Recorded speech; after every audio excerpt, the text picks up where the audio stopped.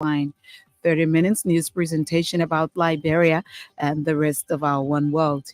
Today is Thursday, July 27, 2023, with this afternoon's presentation. My name is Titi Jibo.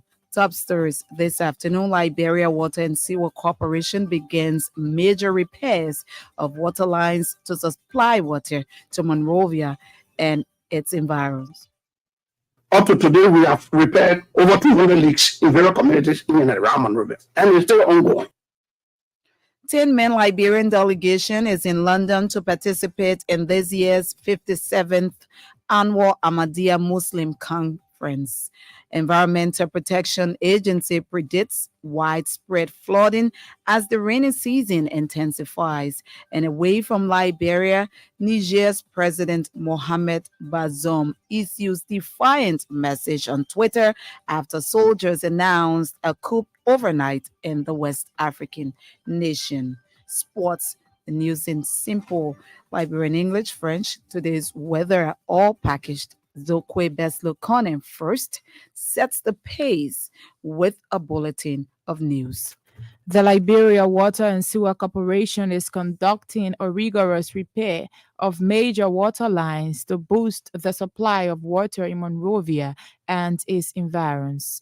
According to the LWSC, the lines running from its source in White Plains to Central Monrovia, Fiamma and Fish Market, among others, are being repaired.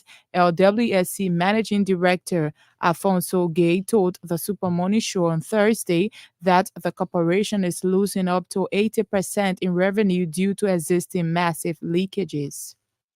The express line from Fish Market to up Newport Street and then onward to Duka was financed by the World Bank. The World Bank is financing and changing the 36 transmission line from White Plain towards Monrovia, somewhere around Johnsonville, 11.8 kilometers in distance. He said the water lines connected over 50 years ago have outlived their usefulness, thus posing serious challenge for the entity. The LWSC Managing Director said donors' confidence has been restored, employees' capacity development enhanced, and coordination among top management prioritized as part of its short-term achievements. Meanwhile, the LWSC Managing Director has disclosed an ongoing internal audit at the corporation. Director Gay told the Super Money Show on Thursday that the menace is one of several factors undermining revenue generation. The LWSC Managing Director said the ongoing audit is expected to verify revenue receipts and reports of forged receipts for service, among others. Mr. Alfonso Gay lauded President George Weah for the support as the entity's management worked towards overcoming the enormous challenges.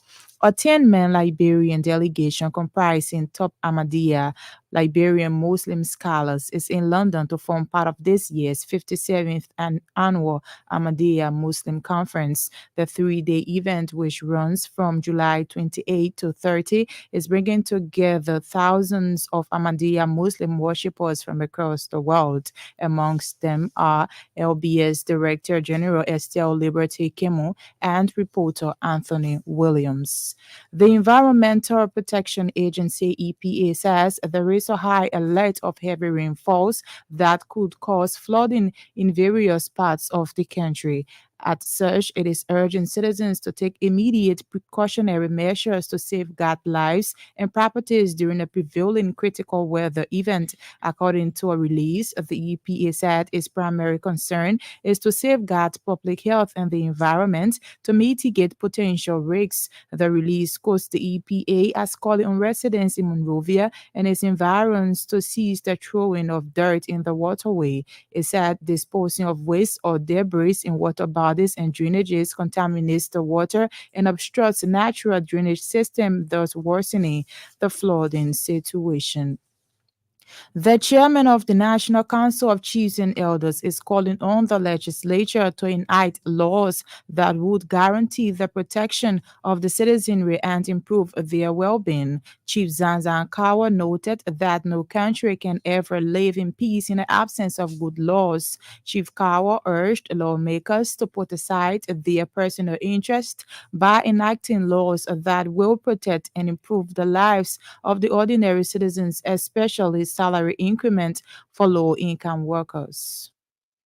I'm not green, and I want to announce here that we want peace. I think the woman, Liberia, we pull that one confusion logo. Yeah, I think you know, I think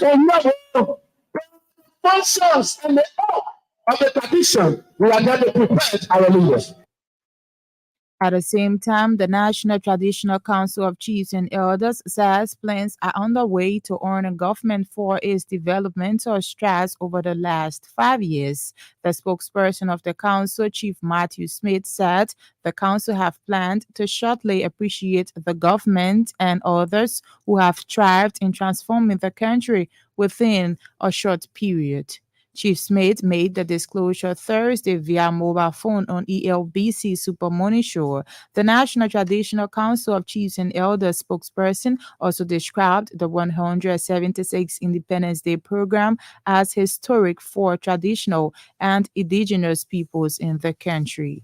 The government of Ukraine has conferred honor on Liberian Foreign Minister Dimaxo Kimaya. According to the Foreign Minister of Ukraine, Dmytro Kuleba, the honor of Minister Kimaya followed a decree from Ukrainian President Volodymyr Zelensky. Speaking Wednesday during the celebration of Liberia's 176th Independence Day, Ukrainian Foreign Minister Kuleba said the honor is in recognition of Minister Kimaya and the government of Liberia's stance against Russia's invasion of that country.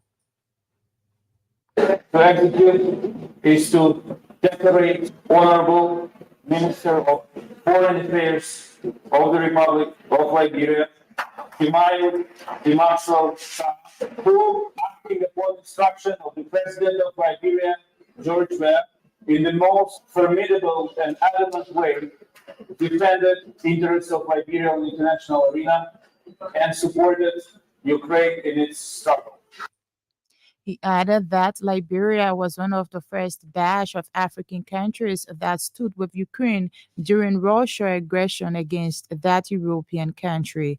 For his part, Minister Kimaya lauded the government of Ukraine for the honor bestowed on him. He added that such honor would not have been possible without the intervention of the Liberian leader, President George Weah, and a Liberian humanitarian based in the United States, Mune Welje, is calling for the establishment of more safe homes for abused women and girls. Madame Welje said women and girls need to be counseled and empowered after being rehabilitated to be productive in society. She named the lack of education and high poverty rate as factors leading to the constant abuse of women and girls in Liberia.